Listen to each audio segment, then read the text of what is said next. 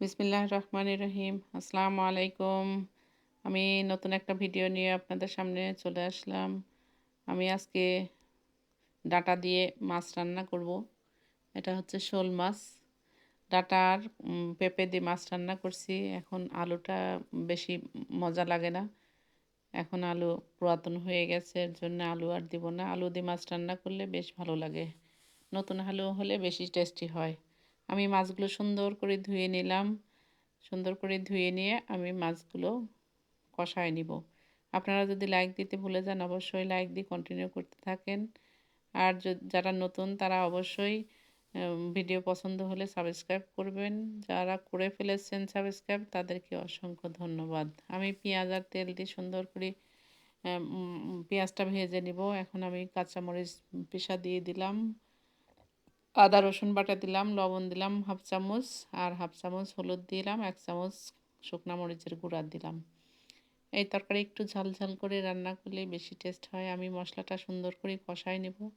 মশলা কষানোর উপর নির্ভর করবে তরকারির টেস্ট। আমার রান্না শুধু নতুনদের জন্য।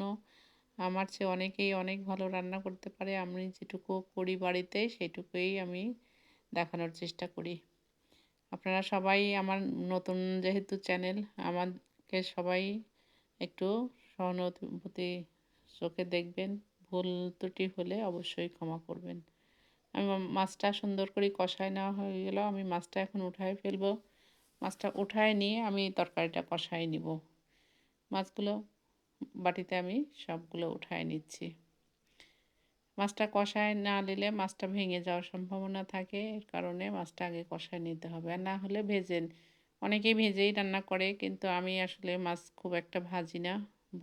মাছ ভেজে রান্না করলে মাছের যে অরিজিনাল টেস্টটা এটাও থাকে না, আর মাছের যে পুষ্টিগুণ আছে এটাও থাকে না। এটা আমার কথা না, এটা ডাক্তারদের কথা।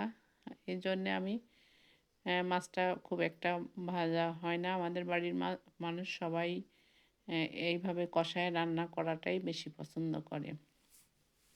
আর মাছ যখন ভাজি খাবে শুধু ভাজি, এটা আর রান্না করে না।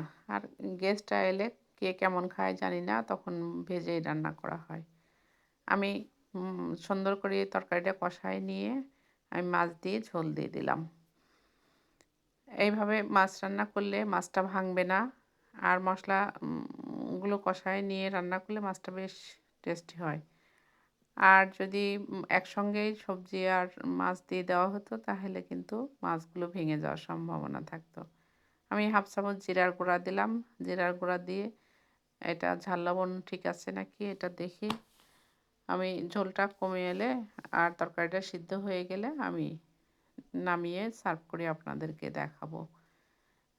আমি ততক্ষণ একটু চুলার জালটা একটু বাড়ায় দিব। ঝোলটা বেশি আছে, চুলার জালটা বাড়ায় দিলে চট করে কমে যাবে, বেশি সময় লাগবে না।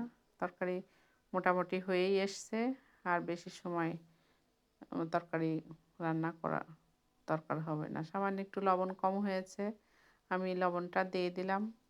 আমার যেহেতু নতুন, আমি অনেক কিছু এখনও কিছুই শিখিনি, অনেক কিছু শেখার বাকি আছে।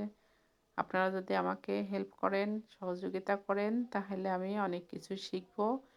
আমি ভালো ভালো ভিডিও দেওয়ার জন্য কাজ করে যাব।